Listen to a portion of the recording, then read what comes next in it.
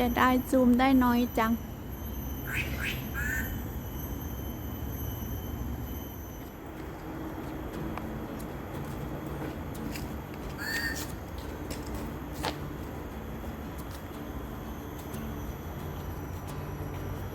นกอะไรนะหางบ่วงส่งเสียงไม่เหมือนกัน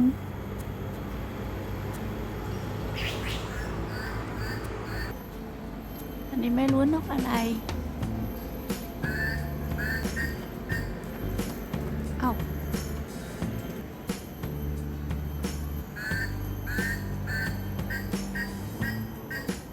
ตอนนี้ไม่รู้นกอะไรท้องลายๆอยู่ไม่เป็นที่เลย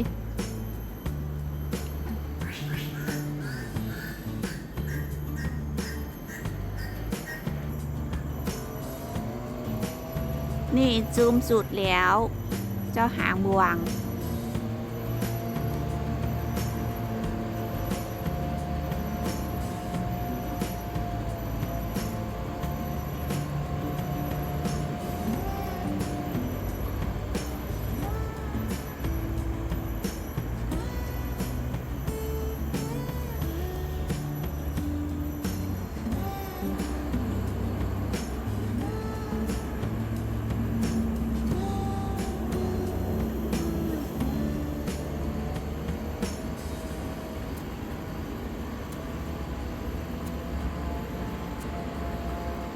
อยู่ข้างถนนค่ะเสียงดัง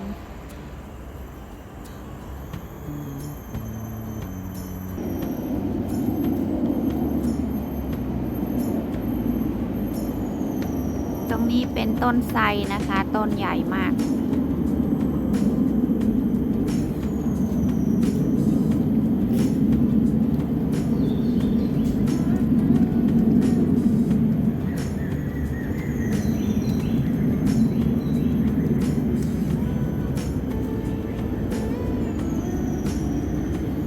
ตรงนี้ก็จะเป็นทางออกค่ะ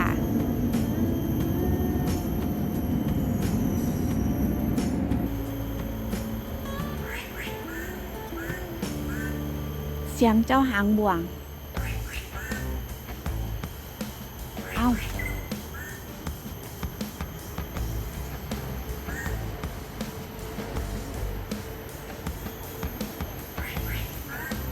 มีลิงน้อยด้วย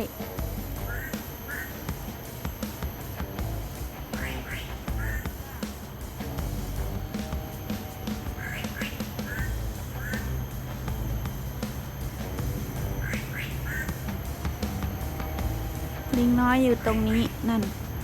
ซูมได้แค่นี้แม่เขาอยู่ไหนอ่ะตัวเล็ก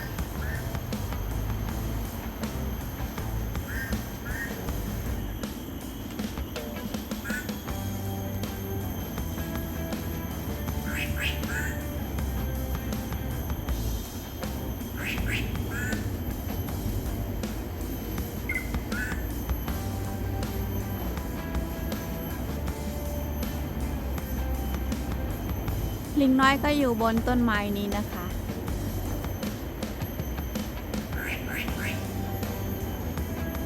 เสียงพ่ออะ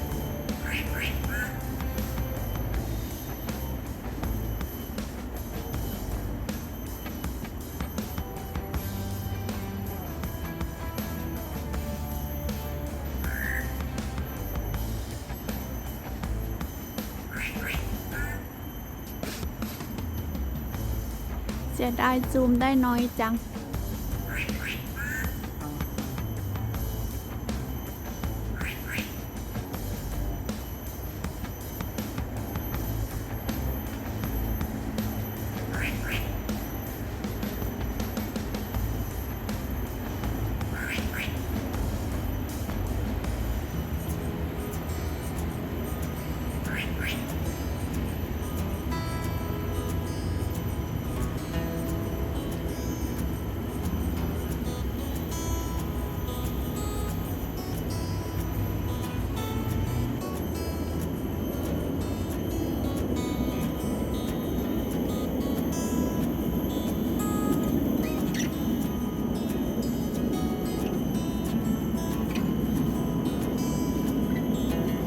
ก็พากันลงมาละไม่รู้จะไปที่ไหนนี่แม่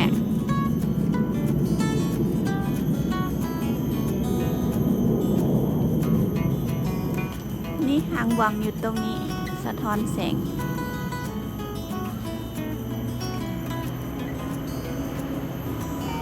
เจ้าจอนอนอยู่ตรงนี้ตัวหนึ่งดูมือ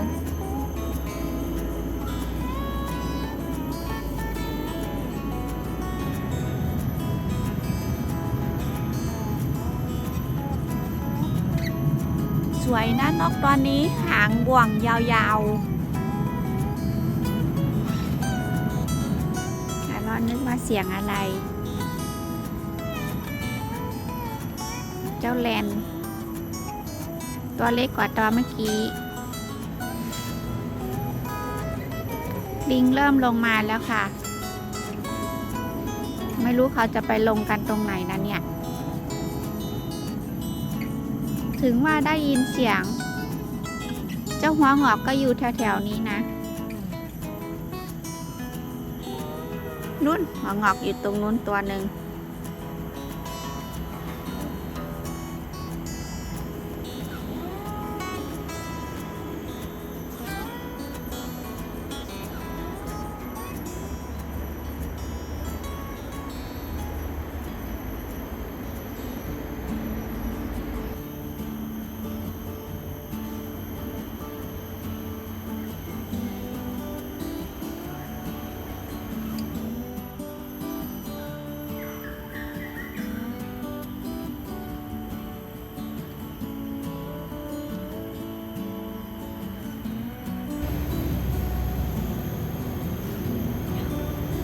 ตรงนี้ลิงน้อยนั่งอยู่3 ตัว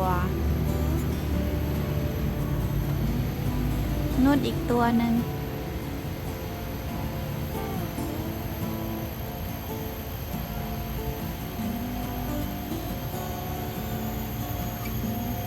ไม่ลงมาเล่นน้ำเนาะ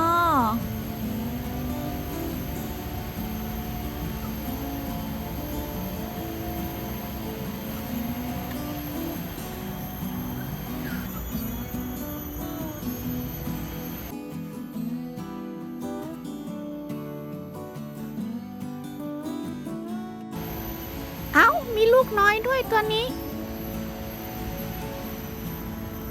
อุ้มตัวเล็ก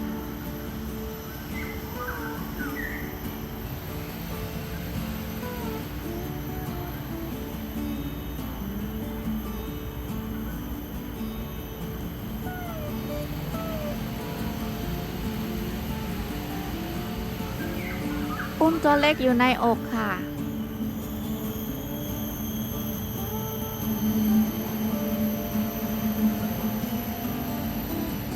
สะท้อนแสงซูมได้ไม่เยอะด้วย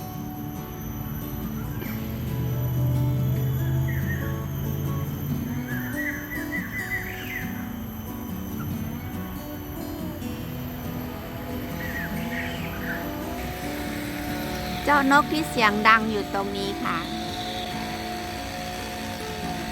เกาะที่ปลายไผ่นี้นะคะอยู่กันหลายตัวเล็กๆเองเสียงดังมาก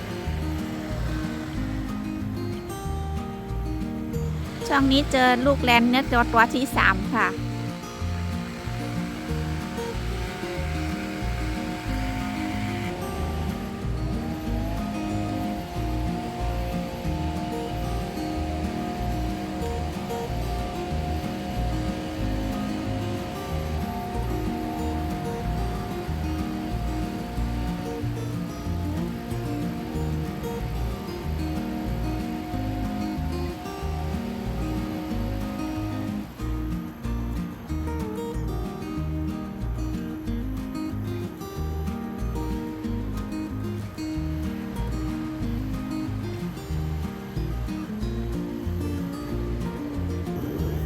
น้อยอยู่ตรงนั้นตัวหนึ่ง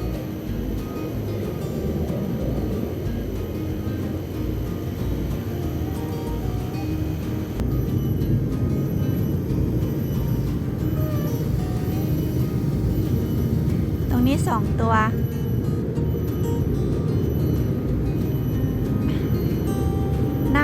นสูงจังไม่ลงมาพักข้างล่างอ่ะ ตัวเล็กๆ